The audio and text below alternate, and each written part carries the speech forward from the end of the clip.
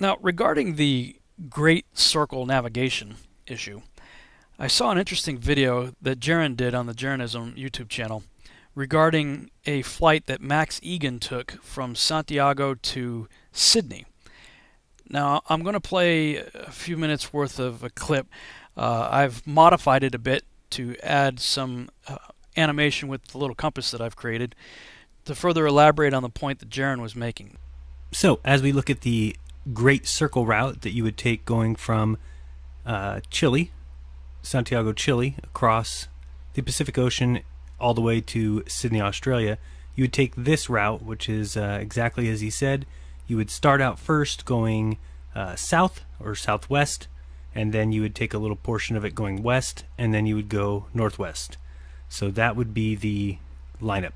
I was looking at their compass, and their compass at one particular point was reading northwest, and my compass was reading west-southwest. And my compass stayed reading west-southwest for the entire journey, well, the entire journey that I was awake anyway. So just to kind of show what he was saying, he said every time he checked his compass, he was getting a southwest reading, which a flat earth would show. And on the on-screen video display on the back seat of the seat in front of him was showing a northwest, as the globe would show. He had been asleep for 5 hours, he said, but when he woke up, the plane was showing the portion of the trip as northwest, but his compass was showing a different reading of southwest. He also claimed that his compass remained in the southwest position for the entire remainder of his flight, and then he went home and checked the compass against many others, a digital compass and another compass, and said his compass was working fine. So we'll listen to the rest of this and watch the video of him showing us exactly what anomaly he found. But I was asleep for 5 hours during the journey, but every time I checked my compass, it was pointing south-southwest, and I find that a bit strange that I would be flying south-southwest all the way from Santiago to Sydney. It didn't really make a lot of sense to me. So that's a weird thing. Whether there's some weird electromagnetic interference in the plane that's causing my compass to do weird things, I don't know. But I took the compass.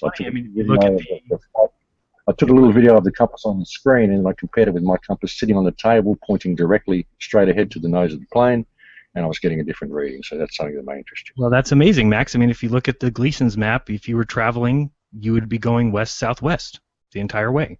So, I mean, those are the kind of things that are important because they are not possible on a globe. And so these are the kind of things, when you say it's not provable, you just kind of proved it, that something is wrong. No, I didn't prove anything. What I offered you was an interesting piece of information. Right. It should be put Okay. Right.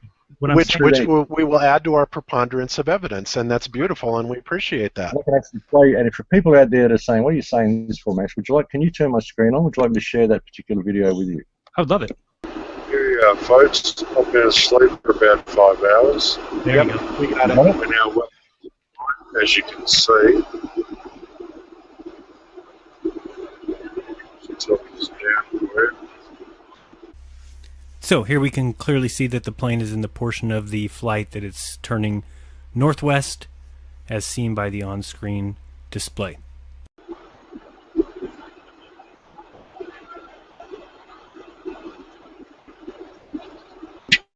Daylight all the way.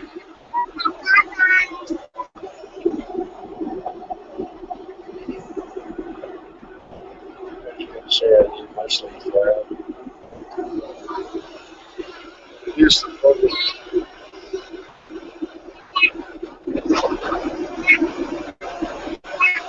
That's the reading that I'm getting. So as we can see here, as he said, in the radar or on the on-screen display, clearly the plane is traveling northwest, according to the flight tracker. I'm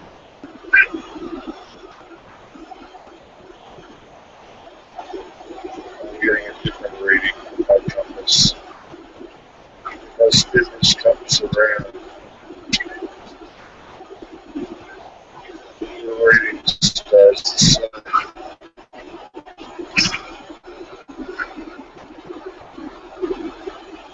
So they're giving me a reading of northwest.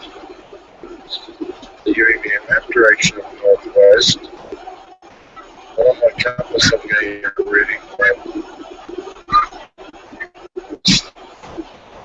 the southwest.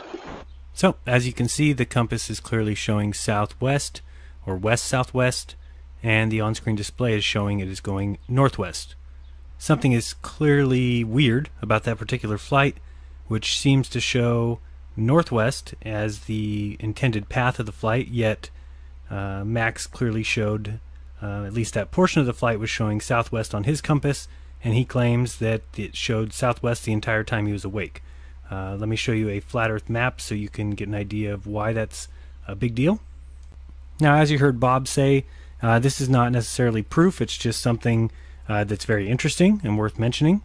Now, let me look at the flight as it would take place here on the Gleason's map. Now, again, none of us are claiming that this Gleason's map is exactly correct. We're not claiming that the sizes of the continents are correct or the distances between them. It's just something to give us an idea if we're looking at a flat Earth kind of model. You can see the black line being the flight's path if it were on a flat Earth. And if you look at the lines that have the green on them, those are lines where the plane would be flying northwest. The line with the purple would be flying about west, and then all the yellow lines would be flying southwest. So the interesting thing there is, when Max said that the second half of his trip, the entire time he was awake, his compass was showing southwest, that would make sense with all the yellow lines, as you see. Remember, north is relative to where you're at, with south behind you, so that's what those little pink lines show us. And as you can see, all the yellow lines are actually a southwest flight direction, where on a globe he should have been going northwest, and that's the anomaly that he found.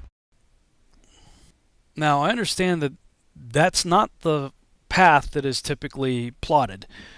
The path that we always see these planes supposedly taking is going under the ball, and they go by the coastline. I don't know if they even get close enough that they can see it, but they at least get fairly close to the Antarctic coastline. The hard part is tracking these flights on any kind of third-party website or something where they track southern flights. From what I understand, it's pretty difficult to track anything. After about an hour from the coastline, they disappear. So I haven't personally spent the time trying to figure that out or looking into it. Maybe somebody else can.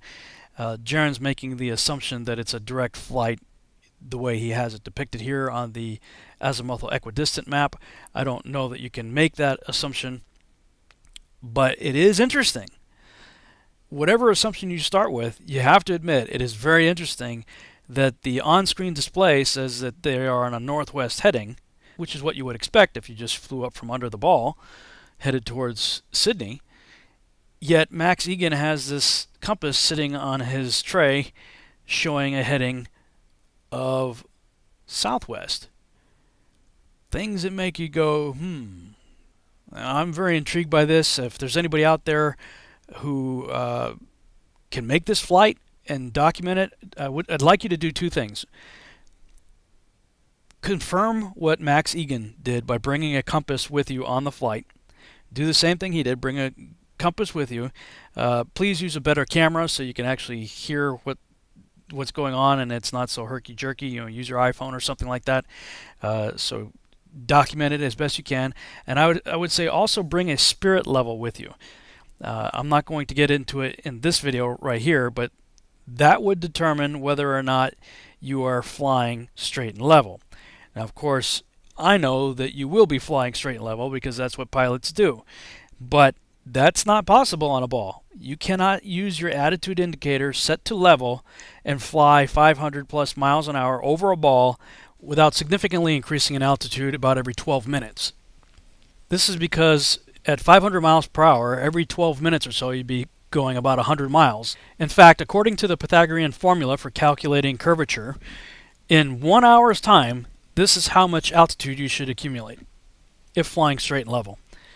Unless you be tempted to say attitude indicators don't work that way and that they do, in fact, adjust for the curvature using that magical Tony the Tiger force of gravity. See the description below for a couple of videos that debunk that idea.